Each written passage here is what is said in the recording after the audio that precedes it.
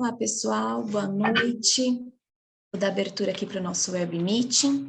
Então, eu sou a Nayumi, eu sou nutricionista aqui da Endogen, e a Endogen é uma health tech de suplementos nutricionais e produtos à base de cannabis medicinal. Então, eu serei uma das moderadoras do evento de hoje, junto com a Maria Isabel. Olá, boa noite a todos. Eu sou a Maria Isabel, sou nutricionista, especialista em alimentos funcionais e nutrigenômica, e serei uma das moderadoras de hoje também. Antes de começarmos, eu vou deixar no formulário um chat para quem quiser o certificado da participação. É só preencher o formulário, a gente encaminha por e-mail ou pelo WhatsApp, vai ter as duas opções, tá? É só preencher. Então, hoje, no nosso segundo web meeting, nós falaremos sobre astaxantina e licopeno na saúde masculina com a nutricionista Camila Prim. A Camila é mestre em Ciências da Saúde, membro do Comitê de Nutrição da Braskem, gerente científica do Instituto Brasileiro de Nutrologia e docente de pós-graduação. Vou passar a palavra para a Camila e uma boa aula a todos. Obrigada, viu, pessoal? Obrigada aí pelo convite. Obrigada, Kali, meninas, por me convidar aqui a estar nesse segundo web meeting da Endogen. E como a Maria colocou, nós vamos falar de um tema muito importante e que nos diferencia na nossa prática assistencial, independente de qual seja o cenário clínico que cada um de vocês aqui atua, a respeito da saúde masculina, e não poderia ter um mês melhor para falarmos sobre isso agora em novembro, onde nós trazemos aí muito a saúde masculina ao centro do cuidado. Então, vou compartilhar com vocês, meninas, só me habilitem, por favor. Isso. Agora eu vou conseguir compartilhar com vocês o racional teórico que nós construímos para trazer a vocês soluções prescritivas, evidências científicas a respeito da astaxantina e o licopeno na saúde masculina. Quais são as evidências que nós temos? Quais os benefícios que esses compostos entregam dentro das estratégias nutricionais, bem como protocolos clínicos que nós podemos implementar mediante ao benefício que nós estamos esperando entregar frente à astaxantina e o licopeno. Como vocês perceberam, o nosso foco de discussão vai ser a saúde masculina, e aqui eu acredito que vale muito uma parada e uma revisitada em alguns pontos importantes sobre a saúde do homem. Então, quando nós nos questionamos sobre a saúde masculina, qual é a realidade que nós vivemos? Em um passado, muito se falava e nós percebíamos dentro das nossas práticas assistenciais uma baixa procura pelo cuidado do próprio homem na forma preventiva às doenças e uma procura pela saúde do homem quando a doença já estava basicamente instalada. Hoje, eu digo que todo mal deixa um legado, e com o advento que nós vivemos na pandemia, nós percebemos estatísticas já robustas mudando esse cenário. Ao ponto que eu trago aqui dados ilustrativos de uma pesquisa publicada ainda antes da pandemia, dizendo que 69% das consultas realizadas em saúde perfaziam o sexo masculino. E se nós olharmos os dados científicos atuais, nós percebemos que esse percentual já está correspondendo em torno de 72 a 73%. Então, isso demonstra que o sexo masculino, ele está buscando essa consultoria em saúde, não só mais quando a doença verdadeiramente se faz presente, mas no sentido também de prevenção, de autocuidado, e nós vamos trabalhar aqui compostos bioativos ou substâncias nutricionais que entregam esses benefícios, principalmente na fase preventiva de várias comorbidades, conforme elencaremos à frente, assim como também temos benefícios na fase de intervenção dentro de alguns cenários clínicos, conforme falaremos à frente. Então, quando nós trazemos ao centro do cuidado o sexo masculino, e evidentemente que são várias as morbidades, várias as condicionais clínicas que esse perfil de paciente pode trazer na sua bagagem terapêutica, só que em virtude aqui do nosso tempo, né, de sessão científica, eu destaquei aqui a vocês que dentro dessa estrada clínica no sexo masculino, nós hoje temos como a principal doença do homem o câncer de pele. Então, pensar em compostos bioativos que tragam uma prevenção, uma proteção da saúde da pele é um ponto importante. Comungado, né, em segundo lugar, do câncer de próstata, e eu tenho a plena certeza que você já fez associações de que licopeno pode ser um composto nutricional que atua na prevenção, na regressão do câncer de próstata, pois essa relação já é muito bem conhecida cientificamente. Temos as doenças cardiovasculares, sendo elas representadas por uma aterosclerose ou por alterações no perfil lipídico, excesso de LDL colesterol, excesso de triglicerídeos, até mesmo quadros de gerenciamento glicêmico. Então, a resistência insulínica é muitas vezes presente e isso vem associado dentro de um quadro de sobrepeso e obesidade. Juntamente, nos tempos atuais, eu vejo uma grande procura pela saúde masculina nos casos de infertilidade, e nós vamos perceber à frente, por estudos recém-publicados, que a astaxantina tem uma aplicabilidade muito importante nesse manejo da infertilidade na saúde do homem. E por último, mas não menos importante, inclusive eu digo que hoje é uma das grandes queixas do sexo masculino, e não só do sexo masculino, frente, né, ao cenário atual que nós estamos vivenciando, que são as alterações cognitivas.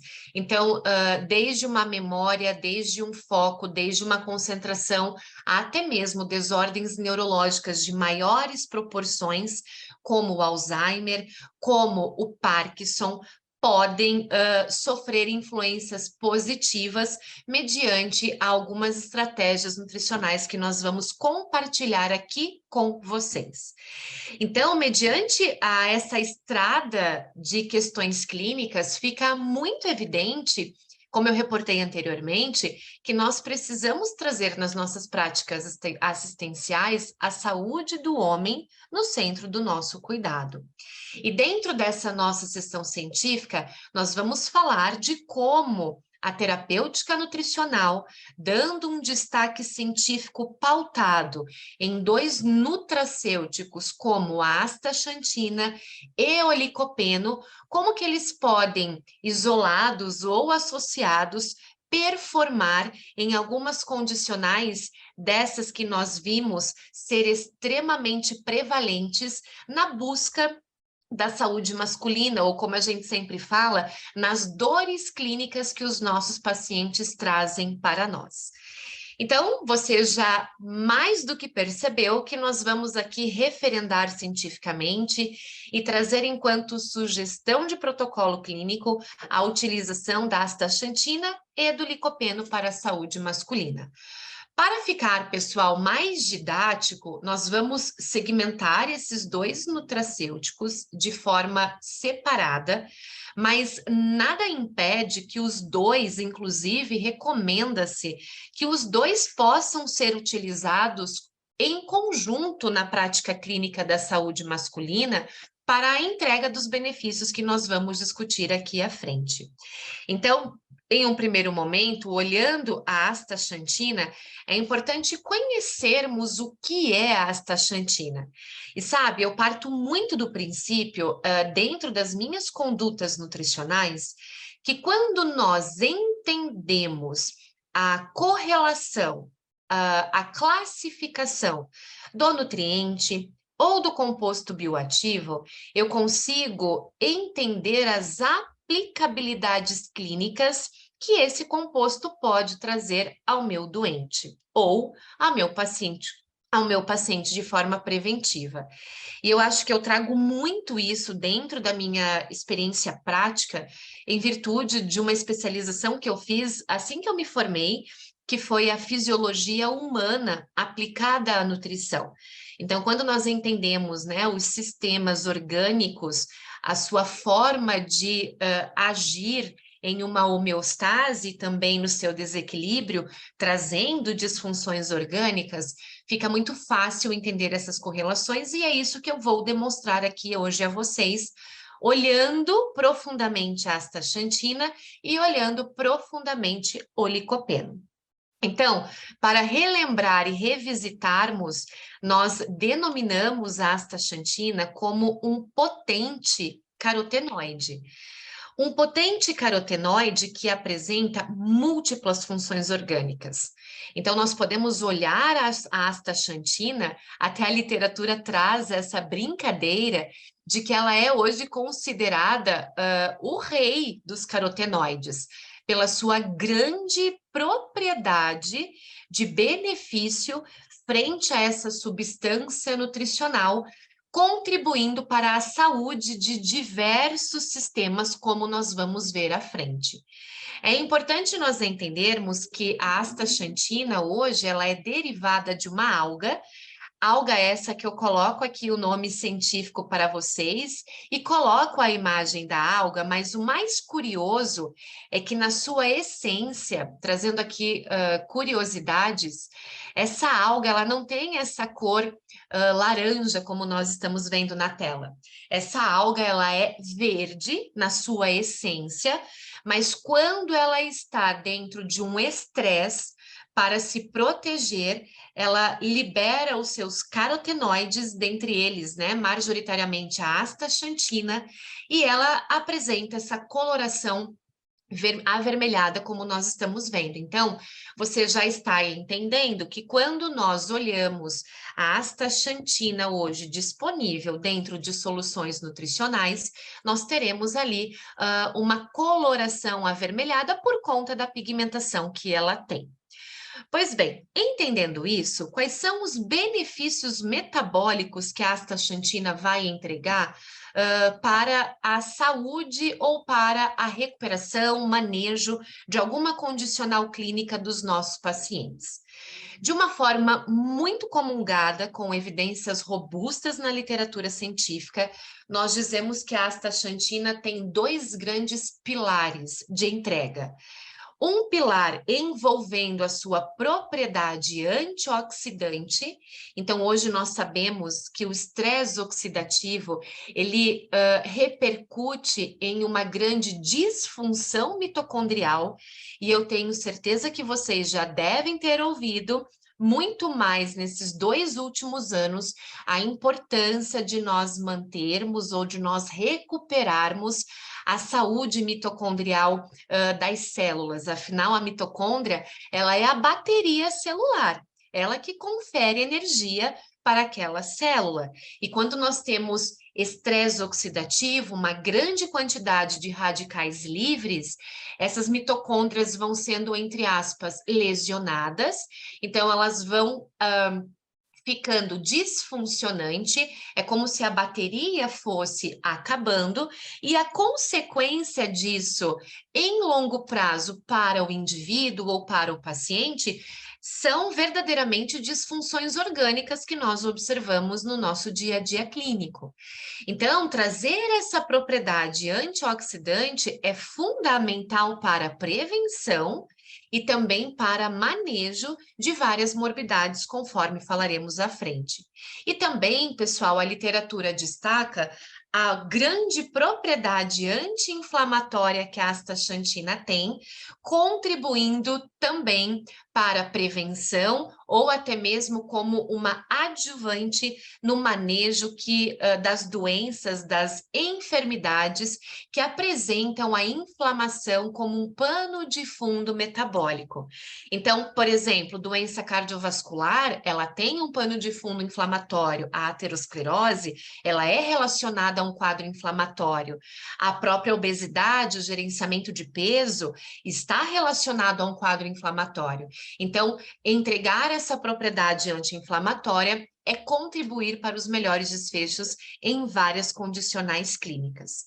Então, nesse sentido, dando aqui um destaque, considerando o organismo do sexo masculino, e ao olhar as evidências robustas que a astaxantina apresenta na literatura científica, nós podemos muito bem utilizá-las para a prevenção, manutenção ou reabilitação da saúde neurológica do paciente. Podemos utilizá-la para uma saúde ocular, tanto para uma prevenção de degeneração macular, que é muito frequente, principalmente com o processo da senescência, do envelhecimento em indivíduos predispostos a isso. Podemos trazer os seus efeitos anti-inflamatórios, e aqui eu disse que a questão da modulação da inflamação está relacionada a diversas condicionais clínicas. Podemos trabalhar com a astaxantina como uma protetora da saúde cardiovascular, tanto no manejo ou ainda na prevenção da doença aterosclerótica, como na melhora dos parâmetros lipídicos dos nossos pacientes. Trabalhos demonstram, e veremos à frente, melhor controle de colesterol total, principalmente de LDL colesterol, melhor controle de triglicerídeos em indivíduos que foram, dentro das condutas dietéticas sugestionadas, suplementados também com astaxantina. Temos efeitos relacionados à fertilidade e, por último, mas não menos importante, temos também benefícios documentados na literatura científica sobre a aplicabilidade da astaxantina no fortalecimento da competência imunológica dos nossos pacientes. Então, nunca se buscou tanto fortalecimento imunológico, tanto em quadros já de agudização, quando nós temos uma infecção presente, né, e nós precisamos fortalecer já o sistema imune que está trabalhando a todo vapor, ou ainda quando nós queremos fortalecer na prevenção de quadros infecciosos. Somente essa tela, se nós esmiuçássemos cada benefício, nós teríamos um tempo muito profundo para essa sessão científica. Então, de uma forma didática, eu elenquei aqui para nós discutirmos com propriedade esses três benefícios vinculados à astaxantina: a saúde neurológica, a saúde cardiovascular e a infertilidade. Então, vamos lá. Quando nós falamos em saúde neurológica, é importante que vocês saibam que hoje, literariamente, a astaxantina vem sendo defendida com efeitos neuroprotetores. E aqui, quando nós trazemos esse benefício, vou assim chamar, é muito importante nós relembrarmos alguns pontos do sistema nervoso central, olhando especificamente o cérebro. Então, você sabe que o cérebro ele é um órgão formado majoritariamente por lipídios. E por ele ser formado majoritariamente por lipídios, ele é um órgão extremamente vulnerável ao estresse oxidativo. E isso é fácil de nós entendermos, porque quando existe um excesso de radical livre, nós temos uma maior peroxidação lipídica. Então, é como se o cérebro sofresse as consequências desses radicais livres em excesso circulante, onde ele fosse, numa linguagem, né, muito leiga, sendo oxidado, e isso vai trazer em longo prazo consequências clínicas, como perda de foco, memória, Alzheimer, Parkinson.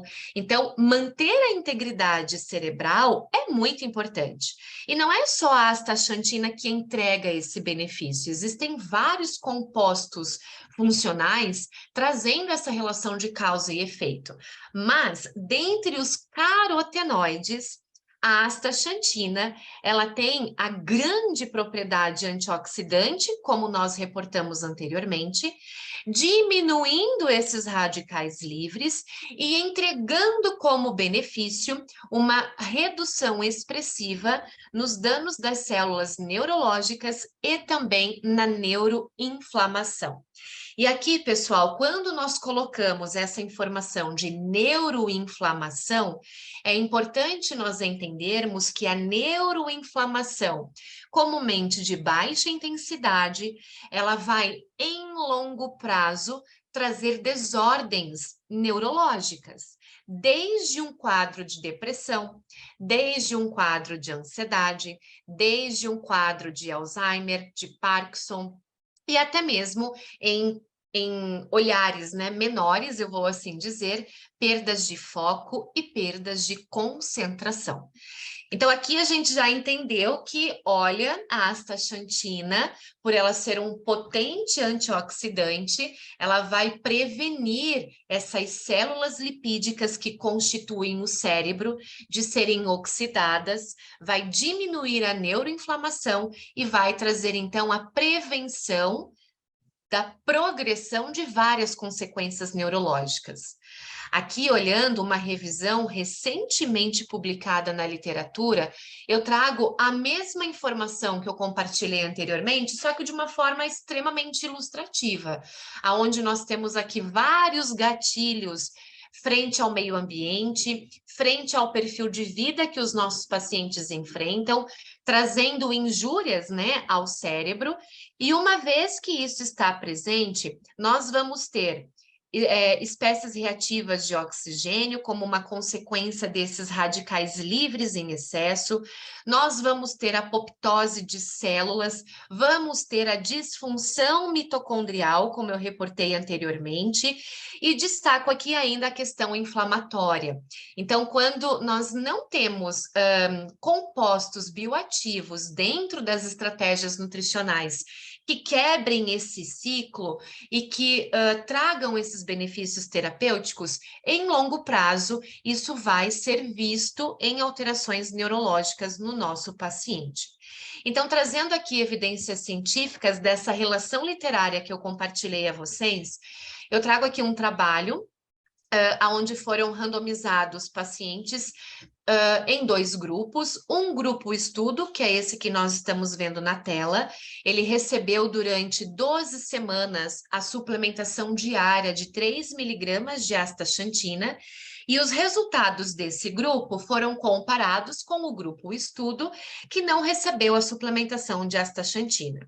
Ao final do período experimental, os autores concluíram que os pacientes que foram suplementados com astaxantina, eles apresentaram melhoras cognitivas significativas ao ponto de observar melhora na velocidade psicomotora, melhora na velocidade de raciocínio e melhora na memória do paciente. Então, é pela relação de trazer ali efeitos neuroprotetores na entrega desse benefício vinculada à astaxantina.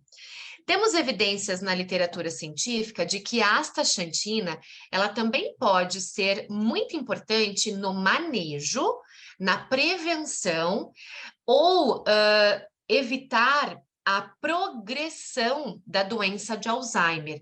E isso por quê? Quando nós olhamos, né, as sinapses neuronais, aqui no lado esquerdo da tela, nós estamos vendo uma representatividade normal, e aqui à direita da tela nós estamos vendo uma sinapse nervosa de um indivíduo que apresenta a doença de Alzheimer, e nós presenciamos aqui o peptídeo, né, B-amiloides, e esses peptídeos B-amiloides, quando eles estão presentes, eles promovem a progressão da doença. E qual é a relação com a astaxantina?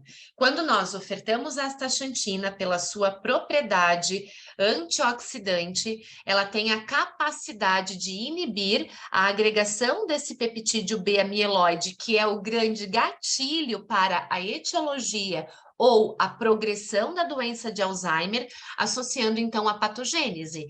Então, se há a inibição desse peptídeo beta-amiloide, eu tenho um manejo, uma prevenção ou um evitar de que a doença se agrave no paciente já diagnosticado com a doença de Alzheimer. Trago aqui um trabalho, ele é de cunho experimental, mas o objetivo aqui dele não é trazer a evidência científica na aplicabilidade da astaxantina, porque isso nós já percebemos em estudos robustos conduzidos com seres humanos. Mas por que eu trouxe esse artigo aqui de cunho experimental com ratos para discutir com vocês?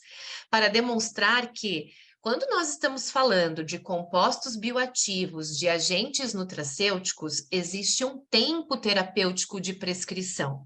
Eu trouxe um desenho de trabalho onde a astaxantina foi suplementada por 12 semanas.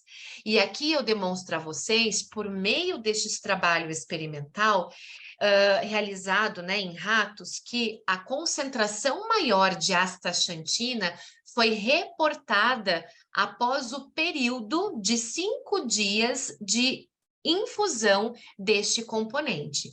Então, significa dizer que, se nós temos trabalhos demonstrando que em nível cerebral, minimamente eu preciso suplementar 5 dias para atingir essas concentrações maiores de astaxantina no sistema cerebral, significa dizer que não adianta nada nós orientarmos os nossos pacientes ou que ele não tenha uma adesão da nossa suplementação prescrita pelo tempo terapêutico ideal. E vocês vão perceber ao longo aqui da nossa conversa que para vários cenários clínicos, a literatura vem comungando do tempo terapêutico da astaxantina perfazer minimamente 12 semanas para a entrega desses benefícios que nós estamos comentando com vocês.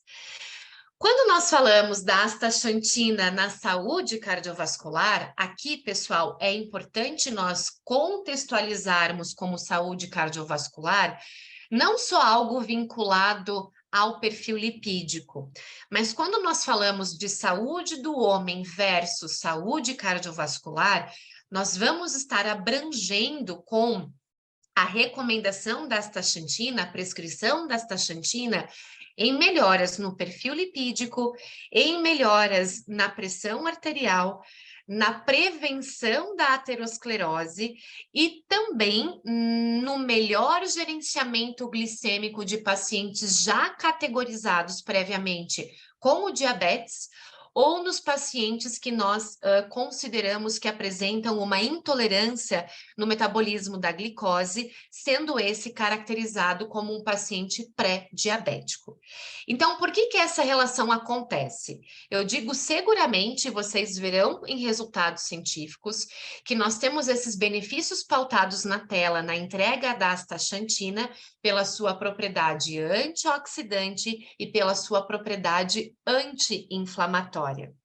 Para ilustrar esse efeito, eu trago um trabalho recém-publicado, um trabalho de 2 anos atrás, em seres humanos, indivíduos que apresentavam disfunções na contratilidade cardíaca, e vejam que esses pacientes foram suplementados mais uma vez com 12 miligramas de astaxantina pelo tempo terapêutico de 12 semanas, e o trabalho concluiu que houve uma correlação direta entre a supressão, ou seja, a redução do estresse oxidativo e a melhora da contratilidade cardíaca, ou seja, em outras palavras, a astaxantina, pela sua propriedade antioxidante, diminuiu o estresse oxidativo. E nesse perfil clínico, a alteração na contratilidade cardíaca muitas vezes está relacionada ao estresse oxidativo, e por melhorar o estresse oxidativo, nós tivemos como uma consequência a melhora na contratilidade cardíaca do indivíduo suplementado com a astaxantina. Então, esses autores trazem como resultados de que a supressão do estresse oxidativo pela suplementação da astaxantina teve um potencial terapêutico para melhorar a funcionalidade cardíaca. Outros estudos demonstram a melhora no perfil lipídico quando nós suplementamos a astaxantina. Melhora de colesterol total, melhora de LDL colesterol e melhora de triglicerídeos. Qual é a dosagem recomendada? Maximamente 12 miligramas por dia no tempo terapêutico de 12 semanas. Trago aqui um outro trabalho, esse também é um trabalho muito interessante. Houve uma randomização de indivíduos saudáveis e de indivíduos já sendo considerados pré-diabéticos, novamente 2 grupos, um grupo estudo e um grupo controle, e vejam que temos uma mesma dosagem e o mesmo tempo terapêutico sugerido no grupo estudo, que perfez 23 pacientes, e o grupo placebo, ele recebeu 12 miligramas por dia de placebo, e se não me falha a memória, foi maltodestrina a oferta do placebo, pelo mesmo tempo terapêutico. Resultado do trabalho, ao suplementar com astaxantina, houve melhor gerenciamento glicêmico, melhor sensibilidade insulínica, melhora do perfil lipídico desse paciente e houve também melhoras em alguns marcadores antropométricos. E para que vocês vejam, né, os gráficos que o trabalho traz, eu destaco aqui 2 para nós analisarmos, frente à relação da sensibilidade, da melhora no gerenciamento glicêmico, e vejam aqui que nós temos o perfil glicêmico do grupo suplementado com astaxantina antes e após a administração, e do grupo placebo, também do gerenciamento glicêmico, antes e após a administração. E com evidência científica significativa, os autores concluíram que o melhor gerenciamento glicêmico após a administração da astaxantina foi observada verdadeiramente no grupo estudo. Assim como também eles tiveram como marcador, principalmente para aquele desfecho de sensibilidade à insulina, a hemoglobina glicada. E vejam que o melhor histórico da hemoglobina glicada, que nós sabemos ser a grande fofoqueira do perfil glicêmico do paciente em longo prazo, vejam que a melhor resposta da hemoglobina glicada foi no grupo suplementado com astaxantina quando comparado com o grupo controle. Então, o trabalho nos mostra um melhor gerenciamento glicêmico ao suplementarmos os nossos pacientes com a astaxantina. E aqui, na questão de marcadores lipídicos, os autores avaliaram as lipoproteínas de baixa intensidade que carregam o colesterol ruim, o LDL colesterol, e nós percebemos também uma grande diferença na quantidade da lipoproteína de baixa densidade no grupo suplementado com astaxantina quando comparado com um grupo placebo. Então, é um estudo muito interessante que nos mostra a evidência do uso da astaxantina na melhora da saúde cardiovascular. Por fim, eu destaco a astaxantina no seu perfil relacionado à fertilização masculina. E aqui a gente precisa entender que muitos trabalhos antigos e recentes demonstram a relação existente no consumo da astaxantina, também por uma dosagem e por um tempo terapêutico, quando consumida por homens inférteis, havendo uma melhora do esperma e da fertilidade. E vocês verão também, eu trouxe um trabalho bem recente para os pacientes que nós atendemos que fazem, né, a FIV, a fertilização in vitro, nas etapas de congelamento e descongelamento do embrião, para garantir uma melhor saudabilidade desse embrião, homens que foram suplementados com astaxantina tiveram uma melhor saudabilidade desse embrião após o seu descongelamento. Então, trazendo a vocês forças científicas desses efeitos metabólicos, né, que eu estou comentando, neste trabalho nós estamos observando uma relação de 30 homens considerados inférteis e que foram suplementados com 16 miligramas de astaxantina por 3 meses, então uma dosagem um pouco maior do que nós vimos anteriormente, mas vejam que mesmo tempo terapêutico sugestionado, trazendo uma melhora significativa na velocidade dos espermatozoides, né? Então, trazendo aí um ponto positivo para o quesito de fertilização. E ainda houve uma comparação da taxa de fertilidade e o estudo concluiu que no grupo suplementado houve uma taxa de fertilidade perfazendo em torno de 54% e no grupo não suplementado a taxa de fertilidade foi... Oi, gente, acho que tem alguém com o áudio ligado e acho que é o Vitor. Se você puder desligar, Vitor, eu te agradeço. Acho que foi. Não. Vitor? Você pode desligar o seu microfone, Vitor, por favor? Oi, amanhã tem Portugal e Brasil, mano. Bom, gente, se alguém Portugal conseguir é 1 do mutar o Brasil. Vitor aí, eu não tenho essa propriedade, porque eu não sou a Sabe host que lá em da Portugal também os chamada. caras trampam? Deixa eu ver se eu Pra quem não tá consigo. trampando mesmo e quem tem tipo, trampo mais flexível, mas tipo assim, quem é aqui para. Acho que eu consegui. Vocês estão me ouvindo? Creio que sim, né? Se não estiverem me ouvindo, coloquem aqui no chat, por favor. Então, como eu estava concluindo aqui o raciocínio, o grupo não suplementado com a astaxantina, ele teve uma taxa de fertilidade muito inferior, vejam que foi em torno de 10,5% quando comparado com o grupo que foi suplementado com a astaxantina. E aqui está o trabalho que eu mencionei a vocês sobre a utilização da astaxantina na fertilidade, na questão de FIV, né, onde nós temos aqui a criopreservação, ou seja, o congelamento e descongelamento dos espermas, principalmente, e aqui nós observamos que a integridade da membrana do esperma, bem como, né, a integridade genética desse esperma foi muito melhor, com P estatístico significativo no grupo de pacientes que recebeu a suplementação da astaxantina.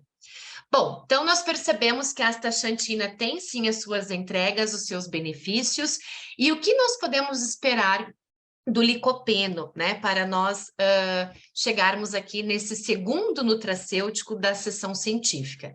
Então, eu brinquei com vocês anteriormente, naquela estrada clínica da saúde do homem, quando eu falei sobre câncer de próstata, certamente veio o licopeno nessa relação de benefício, e verdadeiramente nós vamos ver que há essa entrega. Porém, eu também posso olhar o licopeno para uma saúde ocular dos nossos pacientes, somando com esses outros carotenoides, como a astaxantina, como a luteína.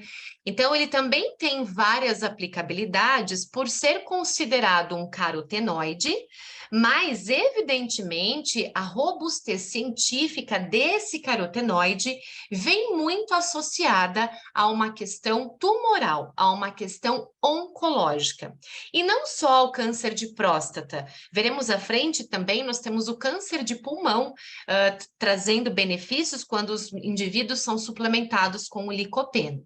Então, mais uma vez, trazendo aqui os pilares, né, metabólicos, associados ao licopeno, então eu compartilho aqui com vocês que nós vamos ter de benefício propriedade antioxidante, propriedade anti-inflamatória e propriedade antitumoral. E eu gostaria de focar aqui a vocês essa relação de propriedade antioxidante e anti-inflamatória. A literatura, e aqui eu trago um trabalho de 2020 para debatermos a respeito disso, nós vamos diminuir, nós vamos combater com o uso do licopeno o estresse oxidativo, que é um pano de fundo metabólico de várias desordens, como nós conversamos anteriormente. Nós vamos diminuir mecanismos relacionados a uma questão não antioxidante. Então, aqui eu vejo uma melhora do sistema imunológico com a utilização do licopeno. Então, assim como a astaxantina tem um fortalecimento imunológico, o licopeno também entrega esse benefício em melhorar a competência imunológica dos nossos pacientes. E, por fim, eu destaco uma grande propriedade em virtude da defesa antioxidante, da redução do estresse oxidativo e, consequentemente, a prevenção de doenças que são originadas como sequência do estresse oxidativo. Então, doenças cardiovasculares e câncer, que é o que vamos discutir agora na sequência, entra nesse quesito. Bom, por que existe tanta evidência robusta sobre o licopeno e o câncer? Então, a título de curiosidade, eu trouxe aqui a vocês o primeiro trabalho científico publicado na literatura, e vejam que ele data de 1995, onde os autores chegaram à conclusão de que houve uma grande redução na incidência de câncer de próstata em indivíduos que apresentavam uma alta ingestão de licopeno. Então, a partir deste trabalho, diversos outros apontamentos científicos, inclusive datados recentemente, como veremos à frente, surgiram demonstrando essa relação de causa e efeito entre a suplementação de licopeno para prevenção do câncer de próstata e também como um adjuvante dentro do tratamento antineoplásico, como um efeito que atua na regressão da doença, pela sua propriedade antitumoral. E aí, quando eu trago essa propriedade do licopeno relacionada à oncologia, vejam que este estudo de 2021, ele traz várias rotas de atuação. No quadro inflamatório desse paciente oncológico, melhorando a competência imunológica, diminuindo o crescimento tumoral, como eu mencionei anteriormente, e trazendo benefícios não apenas no câncer de próstata, que é extremamente comungado na literatura científica, mas também ao câncer de pulmão. E também como curiosidade, naquela estrada terapêutica, depois do câncer de próstata, o terceiro tipo de câncer que mais acomete o sexo masculino é o câncer de pulmão. E aí coloco aqui a vocês também, agora de um trabalho de 2020, vários potenciais relacionados ao licopeno em rotas bioquímicas, como nós estamos vendo aqui, sendo essas rotas pautadas pela sua defesa antioxidante, pelo seu efeito anti-inflamatório, tanto na prevenção do câncer de próstata, quanto um adjuvante pela sua propriedade antitumoral no tratamento antineoplásico dos nossos pacientes. Então, existem estudos, tanto in vivo quanto in vitro, trazendo essa relação de causa e efeito. E trago aqui a vocês, né, para dar aí essa força científica, uma meta-análise, na verdade, uma revisão sistemática e uma meta-análise publicada na literatura científica, onde nós estamos vendo aqui a randomização de diversos estudos, demonstrando a relação entre licopeno e prevenção de câncer de próstata, sendo a favor do grupo que foi tratado com o licopeno. Vejam que ficou muito perto aqui da linha, e isso é até não digo uma crítica, mas é um ponto de atenção que o trabalho traz na sua discussão, que os estudos aqui oriundos, né, dessa revisão são estudos observacionais. Então, é claro que existem trabalhos, né, randomizados, duplo cego, com a utilização do licopeno, também demonstrando esse seu benefício vinculado à regressão ou à prevenção do câncer de próstata. O que a gente tem de dosagem terapêutica sugerida? Aqui eu vou colocar de duas formas para vocês. É evidente que nós temos licopeno disponíveis em várias fontes alimentares. No entanto, a Sociedade Europeia de Segurança Alimentar, que é essa referência que nós estamos vendo na tela, ela demonstra que nós consumimos, que nós absorvemos por meio dos alimentos em torno de 0,5 a 5 miligramas por dia de licopeno. E dependendo do protocolo clínico, da referência de artigo que nós vamos buscar para uma prevenção de câncer, nós podemos estar falando de suplementações mais robustas, em um maior quantitativo. Então, a gente percebe que uma alimentação equilibrada, uma alimentação pautada em escolhas de alimentos que entregam licopeno, é fundamental, mas nós vamos precisar contar com suplementos adicionais. Então, existem hoje, né, e até é um dos motivos de estarmos aqui hoje reunidos, soluções nutricionais desenhadas especificamente para a saúde masculina, que entregam um quantitativo de licopeno para essa prevenção, para essa saúde masculina, principalmente na prevenção do câncer de próstata. Então, pessoal, dentro dessa sessão científica, nós percebemos claramente que, evidentemente, dentro de vários compostos bioativos, hoje, considerar nas nossas práticas prescritivas para prevenção, para manejo, para regressão de algumas condicionais clínicas que nós discutimos, o uso da astaxantina e do licopeno certamente contribuem como uma estratégia adjuvante para a saúde do homem. Eu finalizo aqui a parte teórica, né, para abrirmos a perguntas de vocês, parafraseando Jung, aonde ele coloca que nós devemos conhecer todas as teorias, dominar todas as técnicas, mas ao conhecer uma alma humana, nós devemos, na verdade, ao tocar em uma alma humana, devemos ser apenas uma outra alma humana. Então, aqui nós compartilhamos técnicas científicas, protocolos clínicos, mas certamente devemos trazer nas nossas condutas assistenciais a humanização frente aos diferentes pacientes que nós atendemos.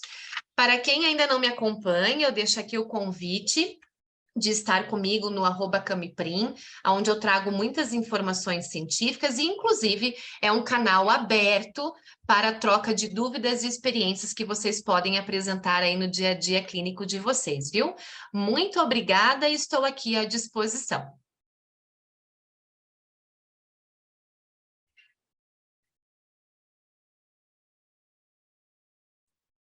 Pessoal, se alguém tiver alguma pergunta, pode ficar à vontade de fazer a pergunta no chat, tá? Se precisar, eu leio para a doutora Camila nos responder. Isso aí, gente, interajam com a gente.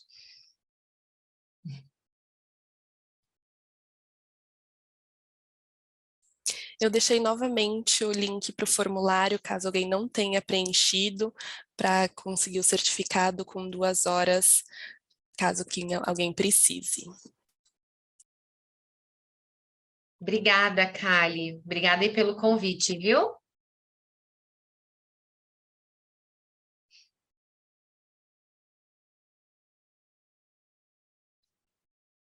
Bom, acredito que não tenha perguntas, então, doutora Camila, muito obrigada pela aula. Calma que Opa. temos uma. A astaxantina pode melhorar a absorção com uso concomitante com outro suplemento ou alimento? Pode sim, Juliana, esse é um ponto muito importante e tanto o licopeno quanto a astaxantina, imagina, a gente pode ter uma melhor absorção quando a gente também coloca dentro do blend da suplementação dos nossos pacientes óleo de peixe, né? A gordura ali, ela é muito bem-vinda. Então, a gente pode considerar isso dentro das nossas práticas assistenciais. Obrigada, Juliana.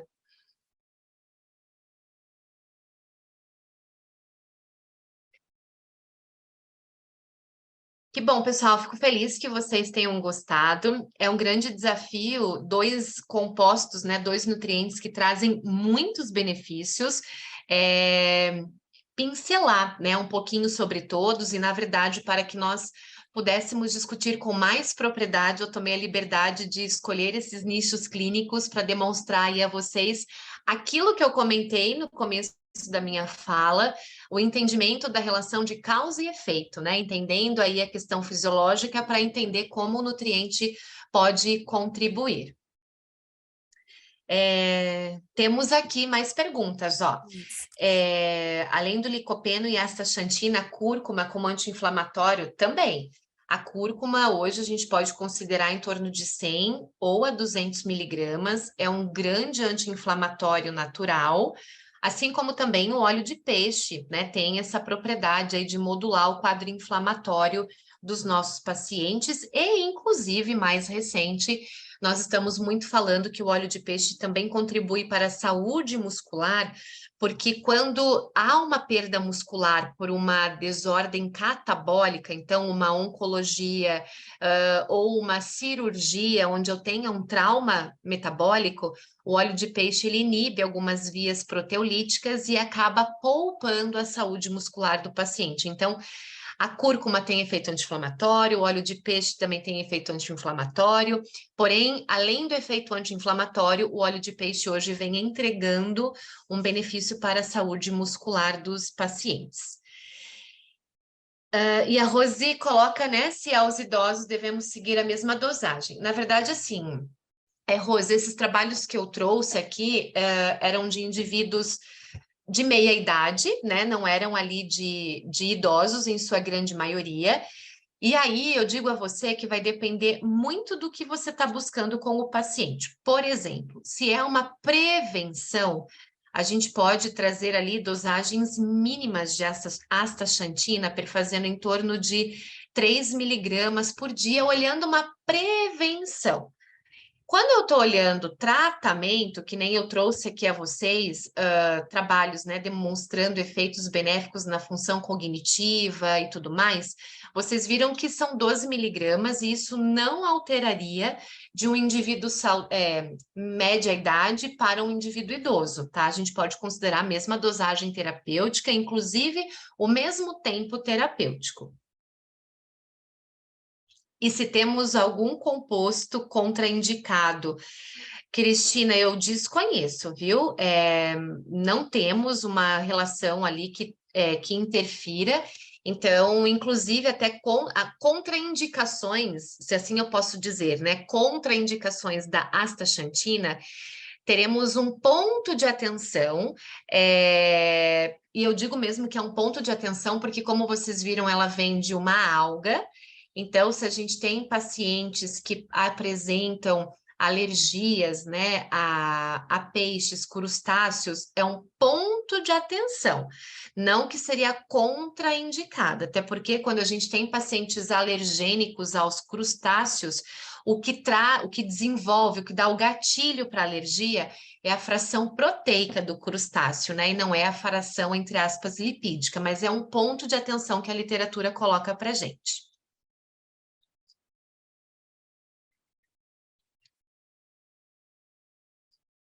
Que bom que vocês perguntaram, pessoal.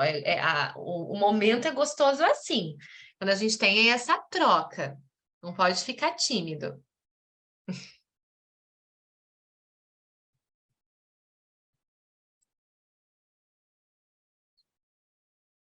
E se porventura, né, as dúvidas surgirem lá na frente, tem o meu contato aí com vocês podem ficar super à vontade, que a gente troca informações, experiências, sempre com o maior carinho. Doutora, muito obrigada pela aula. Fiquei muito feliz de ver muitos nomes conhecidos assistindo com a gente. A aula ficará gravada também. Quem me conhece, quiser me chamar depois, eu passo o link sem problemas, tá? Fico muito feliz de ter visto tanta gente participando, da sua aula ter sido muito boa. Tenho certeza que foi muito proveitoso para todo mundo que estava com a gente essa noite. Obrigada, viu? Mais uma vez pelo convite e contem comigo sempre. Não só agradecendo mais uma vez a aula, a todos que estão presentes, e relembrando, né, que quem precisar do certificado, quem quiser o certificado de 2 horas, está no chat, e que a gente volta no que vem com mais web meetings também. Obrigada, pessoal. Boa noite, viu? Boa noite a tchau. todos. Gente, Muito tchau, obrigada. Tchau, tchau.